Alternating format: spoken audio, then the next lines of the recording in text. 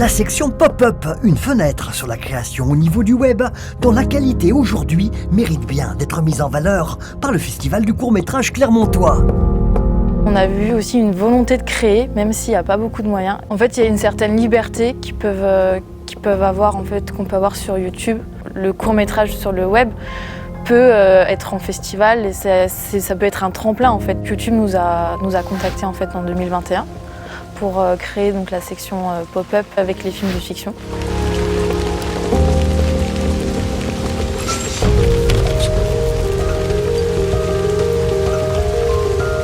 Donc YouTube donne un prix en fait, 2500 € pour aider à financer le prochain court-métrage. Et il y a aussi le CNC Talent qui offre une bourse de 3000 € aux gagnants.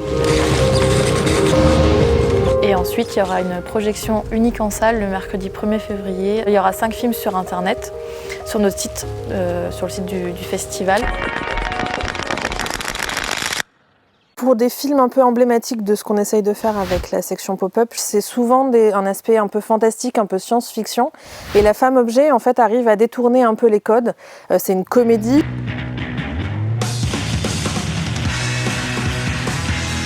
Avec cette jeune fille qui se change en objet sous le coup du stress.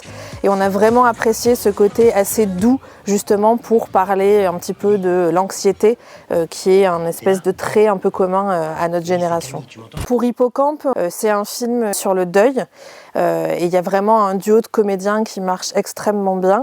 Je pense que c'est un film qui peut faire du bien à beaucoup de spectateurs et qui va parler à beaucoup de monde, puisque c'est des choses qu'on a en commun, voilà, la perte d'un proche et comment est-ce que ça impacte sa vie à plus ou moins long terme.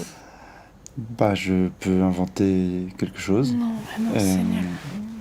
C'est pas que je crois en rien, c'est que je fais le choix de ne pas croire qu'il y a le fantôme de ma grand-mère qui me regarde quand je me douche.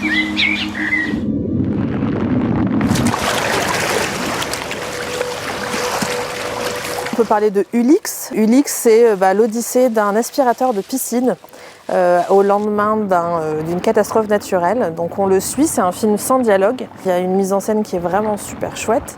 Et vous verrez, on retrouve un petit peu des références aussi de science-fiction comme Star Wars par exemple. Et pourtant, tout ça part d'un aspirateur de piscine et ça tient la route jusqu'au bout.